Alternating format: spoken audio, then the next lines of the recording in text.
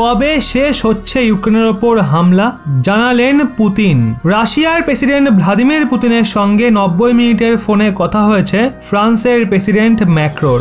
কথা বলার পর তার মনে হয়েছে রাশিয়া পুরো ইউক্রেন দখলে নিতে পারে। ফরাসি প্রেসিডেন্টের কাছের এক সহযোগী বলেছেন, প্রেসিডেন্ট পুতিন ইমানুয়েল ম্যাক্রোকে যা বলেছেন তার প্রেক্ষিতে সবচেয়ে খারাপ সময় আসছে। তিনি বলেন, রুশ প্রেসিডেন্ট পুতিন আমাদের যা বলেছেন তাতে এমন কিছু ছিল না যা আমাদের আশ্বস্ত করতে পারে। তিনি অভিযান চালিয়ে যাওয়ার দৃঢ় প্রত্যয় দেখিয়েছেন। পুতিন পুরো ইউক্রেনের নিয়ন্ত্রণ নিতে চান। পুতিনের ভাষায়, ইউক্রেন নাৎসি মুক্ত না হওয়া পর্যন্ত অভিযান চলবে।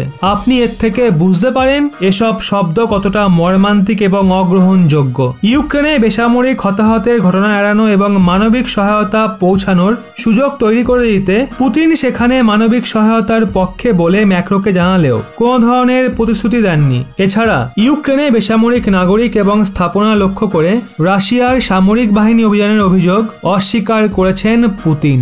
আক্রমণের মূল্য চোকানোর জন্য রাশিয়ার বিরুদ্ধে আরও অতিরিক্ত নিষেধাজ্ঞার চাপ দেবেন বলে জানিয়েছেন তার ওই সহযোগী। এখন দেখা যাক আগে কি হয়।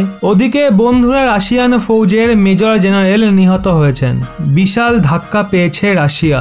ইউক্রেনের কিভ থেকে প্রায় 48 কিলোমিটার দূরে ক্যাম্প করার সময় রাশিয়ান সেনাবাহিনীর মেজর জেনারেল আন্দ্রেই সুখভার্স্কিকে গুলি করে হত্যা করা হয়েছে। যুদ্ধের মাঝখানে সুখভার্স্কির হত্যা রাশিয়ার জন্য একটা বড় ধাক্কা বলে মনে করা হচ্ছে। যদিও রাশিয়ান সেনাবাহিনী এখনো আনুষ্ঠানিকভাবে মেজর জেনারেলের মৃত্যুর বিষয়টা নিশ্চিত করেনি। রুশ সামরিক সূত্র ডেলি মেলকে জানিয়েছে, মেজর জেনারেলকে একজন স্নাইপার গুলি করেছে। শনিবার তার শেষ কৃত্য সম্পন্ন হবে। সুখভার্স্কির বয়স ছিল 47 বছর। এক সামরিক একাডেমি থেকে স্নাতক হওয়ার পর তিনি একটা প্ল্যাটুন কমান্ডার হিসেবে সেনাবাহিনীতে যোগ দিয়েছিলেন। তিনি বর্তমানে রাশিয়ান সেন্ট্রাল ফোর্সের 41তম ব্যাটালিয়নের ডেপুটি কমান্ডার হিসেবে নিযুক্ত ছিলেন।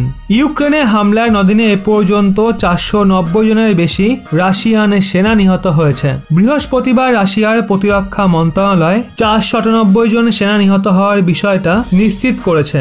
একসঙ্গে ইউক্রেনীয় মিডিয়া দাবি করেছে 9000-এরও বেশি রাশিয়ান সেনা নিহত হয়েছে এবং 2800-এরও বেশি ইউক্রেনীয় সেনা প্রাণ হারিয়েছে। ইউক্রেনের রাজধানী কিভ সহ অনেক জায়গা ঘিরে রেখেছে রাশিয়ান সেনাবাহিনী। মার্কিন প্রতিরক্ষা মন্ত্রণালয় পেন্টাগনের দাবি, রাশিয়া কৃষ্ণসাগরের কাছে অবস্থিত মাইকোলোভ শহরে হামলা চালাতে পারে।